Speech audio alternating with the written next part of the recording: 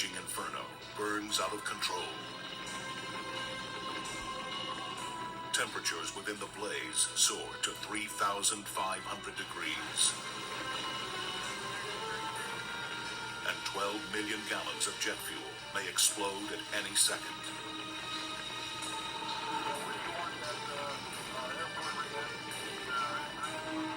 At Denver's Stapleton Airport, 2 of the 12 fuel tanks have already shattered, and 2 more are engulfed in flames.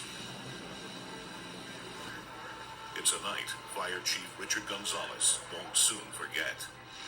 It looked like a hydrogen bomb exploded. That's what happened that night. That scared the hell out of everybody. Chief Gonzales realizes that if the fuel supply isn't shut off soon, the entire depot may blow up. But the shutoff valves are in the middle of the blaze. No one can get close enough without risking instant death. Exposure 1, upper 19. Can you give us any more pressure? They have no choice but to fight the blaze directly. Every time they seem to get a handle on the fire, it rages to new life. For the next 30 hours, over 600 firefighters struggle with the flames. They manage to keep the remaining fuel tanks from exploding by cooling them with a constant shower of water. But Chief Gonzales fears they can't control the fire for much longer. He knows they need outside help. A real problem for the fire department may be 2 hours. Well, now when we get into 5, 6, 7 hours and this volume of energy is still there and you're saying, why won't it go out? 40 hours into their battle, help arrives in the form of Dwight Williams and his 5-man crew of specialized firefighters. For over 25 years, Williams and his company, Williams Fire and Hazard Control, have been called upon to fight some of the world's biggest oil and gasoline fires.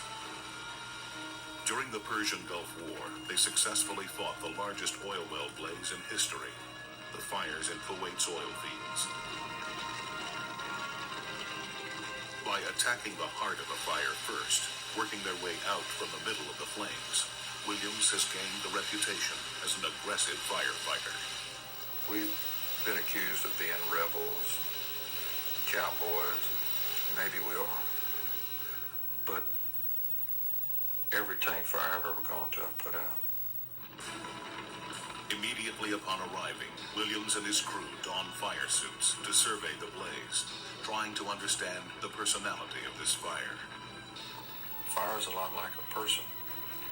You walk around it, size it up, find out where its weak points are, where it's breathing, and figure out how to kill the dragon.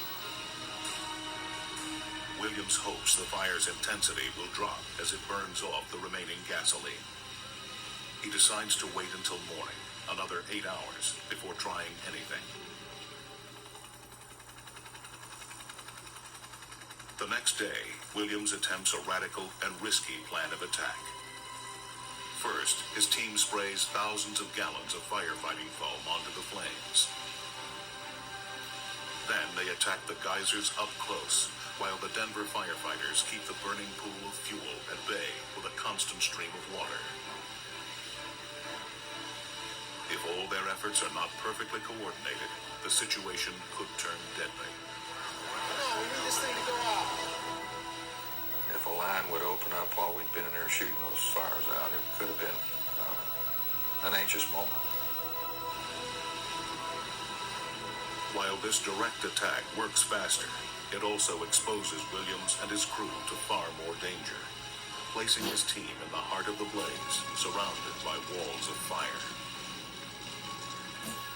I've had friends killed in fires that work for other companies, but you're humbled to some degree when you engage in a combat type situation.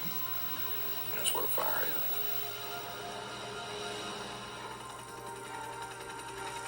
As Williams' team pushes straight into the fire, local firefighters pour 28,000 gallons of foam and use 56 million gallons of water on the searing blaze. After burning for nearly 3 days, Williams tames the beast in just 45 minutes. We don't do things in a conventional way, and I believe we're probably rewriting the book. It appears that we are. In the soggy aftermath, investigators discover what went wrong. A lack of maintenance allowed an aging fuel pump to spring a leak. When friction built up within the damaged pump, it sparked and ignited the fuel. The result? Damages of over $20 million and the loss of 3 million gallons of jet fuel. Still, the aggressive style of Williams and his firefighting team saved over 9 million gallons of jet fuel. And by watching them, the Denver Fire Department now knows how to respond to such a disaster in the future. I think in the long haul was probably the wisest thing to do was to find help. Sometimes things are beyond your capacity, no matter how superhuman you might think you are. At Denver's new international airport, a similar inferno is unlikely to occur. This fuel depot is considered state-of-the-art and includes a 24-hour computerized monitoring system, automatic shutoff valves, and manual overrides, located a safe distance away from the fuel tanks. Thanks to Dwight Williams and his distinguished crew, the designers of the new Denver airport constructed a safer environment for its fuel depot. One fire has burned them badly enough. By coming face to face with this raging inferno, Dwight Williams and his men once again tame the explosive forces that fuel our world.